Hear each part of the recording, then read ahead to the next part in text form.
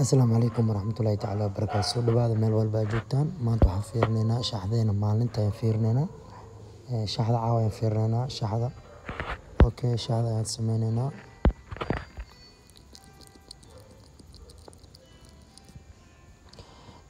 Shaxda waa ujeedaan waa tane.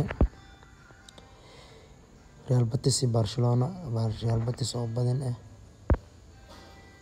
Betis Barcelona Real Betis oo badan Roma iyo tan 3 gool Betis Barcelona waxaa la helaa 27 foul. Alxamdulillah. Okay, waxaan imaanaynaa Roma iyo waxaan imaanaynaa tan imaanaynaa. Iyadan waxaa la helayaa 27 foul. Shaxdan waa intaas. Shaxda wax kale ku soo daro marabo.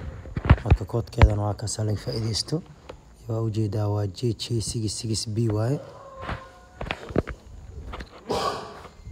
waxaan dhihi lahaa qof kasta ka faa'iideysto waa faa'iido aad u fiican. Shaxdeena waa midaas. Ka shaxdeena labaadna ayaa rabaa inaan tuso. Shaxdeena labaad ayaa rabaa inaan labaad aragno. Waa ujeedaa shaxdeena labaadna waa ujeedaan waa Barcelona Betis oo 2 gool Roma oo badan Chelsea oo badan Switzerland tan la soconaa Feyenoord iyo Basel oo la soconaa.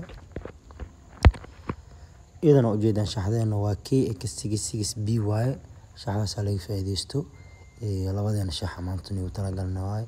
waa maasantiin marka fadlan subscribe like iyo comment wax walbo waa idinka dhankiina waa maasantiin.